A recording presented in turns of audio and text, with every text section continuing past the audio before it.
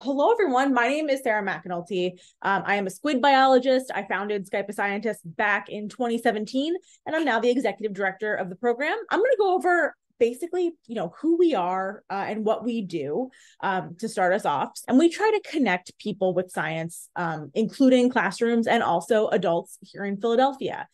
We, of course, match scientists with classrooms, scout troops, libraries, groups of adults, anybody who needs to talk to a scientist. We will get you matched up for free. We also do Skype a Scientist live sessions. Those are live streams that we host on Zoom and then post afterward to YouTube. So Skype a Scientist Live is a monthly live stream session. We bring in scientists who I think are really great at explaining what they do. We bring in a wide variety of representations of science. This is both the identity of the scientist who we're talking to and also the type of scientists that we talk about. We make it as easy for you all as teachers to participate in these sessions as possible. They're always at 1 p.m. Eastern. The day of the week varies. There's one a month. You can RSVP for them. They're also, like everything in our program, they're free. And if you want to, you can have your students watch them later. We post them all to YouTube afterward. They're about 45 minutes. Basically, the scientist introduces who they are, what they do, what they like it. They might show us some pictures of what being a scientist in their field looks like. We have ASL interpretation at all of these sessions. You can also enable captions if that's more helpful. And we post them to YouTube. So if you want to assign them as homework, if you want to assign them as extra credit, you can do that. So let's talk about the program where you personally, as a classroom, get matched with a scientist. This is super, super customizable. Our program has thousands of scientist volunteers at any given time ready to get matched with your class.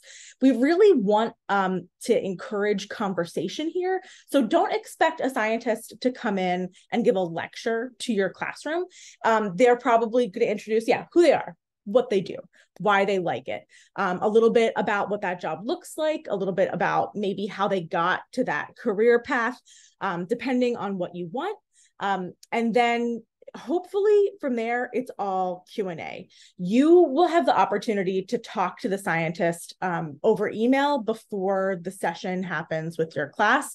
And that's a really great opportunity for you to be like, I have a group of students. You tell them how old your students are, what they're particularly interested in, and kind of like where your students are at. Different groups, even of the same ages as you are all very familiar with, just have different vibes in different classrooms. Some classrooms, you're probably going to fill the whole time with questions. Others, you might have some shy students. You might want to have those students prepare questions ahead of time. So, the scientists will hopefully, if they've followed the instructions that we give them, which they don't always do, giving you something about what they do. So maybe they'll send you like a YouTube video, either that they made or that another science communicator has made, that gives you an introduction to their area of expertise. One thing that we really hope that people get out of using our program, both you as teachers and also the students, is that scientists are not all-knowing. We don't know everything. We just are people who happen to know a lot about one narrow thing, usually. So I am a squid biologist. I'm also called a marine biologist. Someone might hear marine biologist and then think I know a lot about dolphins. And while I know more about dolphins than probably an average person in my city here, I don't know like a ton about dolphins. So a lot of the dolphin questions, I'm going to be like, I don't know. How about a squid question? And I'll be able to know the answer. And I think it's actually super helpful for students to hear that, like, when scientists say, I don't know, because I think a lot of times, I know when I was young, I thought that scientists must be super, super smart, like unachievably smart.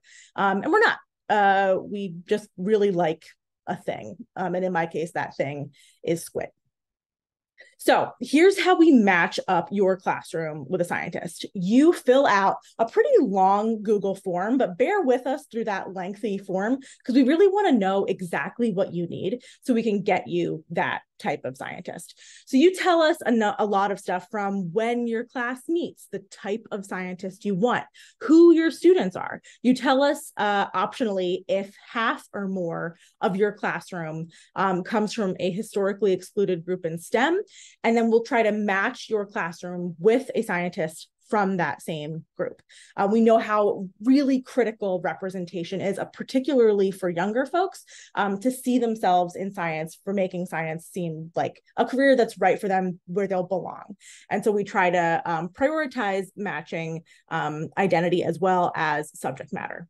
Scientists will also tell us who they're comfortable speaking with, how many classrooms they're willing to talk with over the course of a semester, between 1 and 5 classrooms, the ages they're comfortable with. We don't necessarily want to put a particle physicist who studies quantum physics, something I don't know much about at all, with a 3rd grade classroom if they don't think that they could explain the Large Hadron Collider to 3rd graders. We don't want to put anybody in that situation. So we really try to match you with someone who's a perfect fit for your group. We match everybody up once a week. You can get a match, realize it's not right. Maybe you like had a bunch of snow days and you're out of like wiggle room in your curriculum to have a session. That's okay. You can say decline and don't rematch. If you think that maybe you want the same type of scientist, but not this specific scientist for whatever reason, you can decline. And then when you decline that scientist, you automatically will get rematched the following Thursday. We typically match on Thursdays. We serve between 5,000 and 10,000 classrooms a year at Skype Scientists. We're all over the world. So we also take into consideration time zone when we're matching everyone up. You tell us the times you're available. And so we might match you with a scientist who's nowhere close to you, but who happens to be free, you know, at nighttime in their time zone when you meet in the morning in your time zone. All right. So here is like a very practical how to get a match using our program. You go to our website, you click, this actually says sign up. So you click sign up here. This is our website, click sign up. And then it brings you to this page here. You can click, of course, the teacher. You can also, these 2 buttons actually take you to the same place. But we wanted people to feel like they had a button to click. So you can click the teacher sign up. From here, you will go to our group leader form. You'll notice it's called a group leader form, not a teacher form, because there are all kinds of groups that use our program, and we want our form to make the most sense for everybody. Let's really take a moment to review this like extremely asterisk statement here. So let's say that you teach 8th grade science and you have 5 sections of the same class, different kids in each class. And you want to have a session with all of those classes. That's wonderful. We encourage you to do that. We generally have way more scientist volunteers than classrooms that sign up. So you should feel like however many scientists you will like make use of, that you'll connect with students, sign up for it. If you have 5 sections of the same class and you want to have 5 sessions, fill out that form 5 times. The algorithm will preferentially match you with the same scientist multiple times if you request the same thing. So if you ask for 5 biologists, it will give you ideally 1 biologist who is available for 5 sessions, because we think it's easier for you to schedule with 1 person instead of juggling emails back and forth between 5 people. If you want 5 different scientists for 1 biology class, then maybe pick different types of biologists in order to make sure that works. We want to make sure that these sessions are safe. And so having a parent, guardian, teacher present for the sessions and coordinating with the scientist is really, really critical. So if you want to have, for example, a group project where students are talking to a scientist about their group project, an adult needs to be present for those sessions. It's really important for safety. So you got to be 18 or older to fill out the form. Somebody around has to be responsible there. And like I had mentioned before, we match Thursdays. You probably will get a match Friday. Sometimes our matchmaker is traveling for work. He has a full-time job on top of working with us. And so, you know, it's usually Thursdays and Fridays. Okay, so when you are thinking about what type of scientist you want to have your group talk with, we have about 30 categories of scientists that you can choose from. Pick whatever you really want. Don't feel like you need to say, like, I really want a chemist, but really I'll take any scientist. just click chemist, because if you click the any scientist button, we will really give you any scientist. Really request the thing that you actually want. And if we don't have that, then we'll deal with it. But usually we have what you need, particularly if you're in the continental United States, because that's where most of our scientists are located. If you want something more specific than a marine biologist, maybe you have a classroom that like won't stop talking about penguins or spiders or some specific aspect of physics or something like that, no problem. We can accommodate that as well. So this is our scientist search tool. It's linked on the sign up page. If you scroll down past where you click to sign up to get access to the forms, there's a box that says how this works. And then it gives you a step-by-step guide on how to use our program. And there's a link there to access this scientist search form. You put into the search bar here the thing that you want to know about. So let's go with spiders. This given semester, we had 3,000 scientists participating, and of those, 3 of them studied spiders. When you are considering requesting a specific scientist, I want to put one like disclaimer out there. Sometimes the scientist that you want may not be a good match for your classroom. Maybe they aren't available at the time that your class meets. Maybe they said that they only want to talk with an age range that your class does not fit within. So if you request a specific scientist, like make sure that it's like worth the risk of getting put into like match limbo. So here's how our matching system works. Every week we match everybody. There are some classrooms that we can't find a match for. Maybe we don't have a scientist who studies the specialty that they ask for that speaks the language that they request, because you can request science sessions in a wide variety of languages. English, of course, is the most common. We have a lot of Spanish speakers. We've got a lot of German and French speakers as well, and Chinese speakers, Mandarin specifically. But if you want like spiders that speak Spanish, we may or may not have that. And so if you request a specific scientist, know that we may not be able to get you a scientist quickly. Once a month, we go through and see like who didn't get a match, and we email those people and say, hey, the specific thing you asked for, we didn't have. So submit another form and try again with slightly less stringent requests. If you need it faster than that, Friday comes and goes and you didn't get a match, feel free to email me, skypeascientist@gmail.com or sarah@skypeascientist.com, and I'll check to see what happened and we'll get that fixed. Pay attention to time zone. These people live all over the world. So if you are located in California, think about when this time zone is typically awake. That can help. If there's like 3 scientists that effectively would be the same, pick the scientist in your time zone if you can. So in this case, we're looking, let's say we're in Colorado, and these 3 scientists, Monica is over in Africa, Sam is in California somewhere, but Paula is in my time zone. We'll pick Paula. Okay, next important piece of information. Our algorithm is great, but it's not like Silicon Valley level complex. So you better make sure that you copy these like from the search tool directly into the box, because if you misspell it, it's going to be like, who's that? I don't know. So copy and paste it precisely to get the match to work if that scientist is available. This is one of the questions on the form. All right, you've been matched. You have a match. Everything is wonderful. You will get this email in your inbox, dear your name. And then critically, you have to click to confirm or reject the match.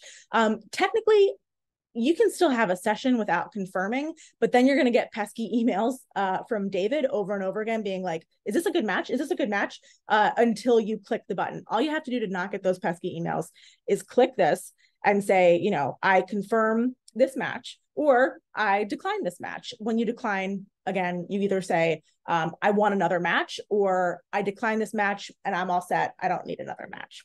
So this is the website that will get pulled up, and you can get your contact information for that scientist. You want to click here to show that you're confirmed. So once you get confirmed, don't wait for your scientist to contact you. They might contact you before you contact them, but go ahead and reach out to them right away. Say who your class is, what they are hoping to get out of this, and then, take it from there. If you have any problems, I am here to help you. Feel free to email me. If your scientist turns out is like in the field, studying those spiders in the tree canopies of far, far away from their office and can't meet with you, we'll get you another one. We've got plenty of scientists that are ready to go, so don't hesitate to contact me. I'm here to help. Like I said, usually match on Thursdays, matches go out Fridays. If you do not get a match within a week, if Friday comes and goes, give it through the weekend, just in case David needs a minute to send out those match emails. If by Sunday night you still haven't gotten a match and you definitely signed up like Wednesday or before, that means probably one of two things. One, definitely possible, our match email went to your spam box. So check your spam box, the match might be there. If it's not in your spam folder, then you may not have gotten a match. Feel free to email us and we can solve that problem for you. Maybe you want to submit another form completely asking for something slightly less specific. That's fine too. Piece of advice, scientists are planners. They plan way, way in advance. So if you know you want to have a Skype a Scientist session this fall, sign up right now. Like I already know what conferences I'm going to in January. I have a planner ready to go for January. So many scientists are the same way. If you expect to sign up on a Tuesday and have a Skype a Scientist session the next week, it might work out, but in all likelihood, the scientist might be booked up the following week. So the earlier you can fill out those forms, get a match, start that conversation, the better. Here's some tips for a successful session with our program. One, prepare your students. Have them read something about what the scientist knows about so that their questions get them more in-depth, fun information. They can feel like they really know what they're doing when having that conversation. Critically, give your scientists a sense of what your students know. Some of our scientists have been doing this now since 2017. They've got a really good sense of what different age levels know. Maybe they had kids themselves, and so they know what a fifth grader knows. Some of our scientists may not really interact with fifth graders a lot at all. And so you might need to be like, hey, in fifth grade, we're learning blah, blah, blah, blah, blah. And so they'll be like, okay, so I probably shouldn't talk about T cell receptors or something that's going to go right over a fifth grader's head. Just giving your scientist a sense of what to expect can help a lot. And also in your session, sometimes our scientists, they're not trained teachers like you are. They're like immunologists, they're cell biologists, they're astronomers, whatever they are. And so sometimes you might need to be like, oh, Dr. Whoever, could you tell us a little bit more about what you mean by a gravitational wave or something? If you don't know it, your students don't know it, that's okay. Just ask the scientists to explain what they mean. Sometimes they forget what is and isn't jargon because all they've done for the last 10 years are talk to scientists. Some of our scientists, you'll never need to ask what they mean because they know how to translate. They know how to code switch back and forth between academic and classroom. So, that's something to keep in mind. For some students, particularly your classes that are a little quieter, and for scientists who like to have a little more preparation, you might have students write one question ahead of time. You can send that to the scientist. You can just have them ready with a question. That can help with quiet classrooms. And some scientists really like to have some questions ahead of time, particularly our first-timer volunteers, so that they kind of have a sense of what kind of questions they're going to get asked. Yeah.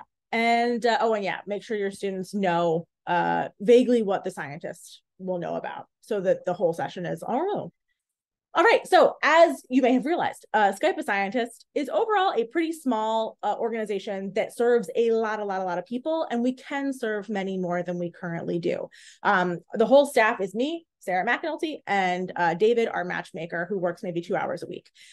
We don't really have a lot of funding over here, and so when you sign up You do not have to donate to us if that's a stretch for you financially. That's fine. We will find funding elsewhere, but we really don't have enough funding to advertise our program. So if you use our program, you like it, you think your peers would get use out of it, please tell other teachers that we exist. We can serve 10,000 classrooms a year, but really we could serve 20,000 classrooms a year with the same size of staff that we currently have. Like our system is scalable. So we want to have more teachers participate in our program because we're here for you. At this point, I would love to take any questions that you might have about how to use our program.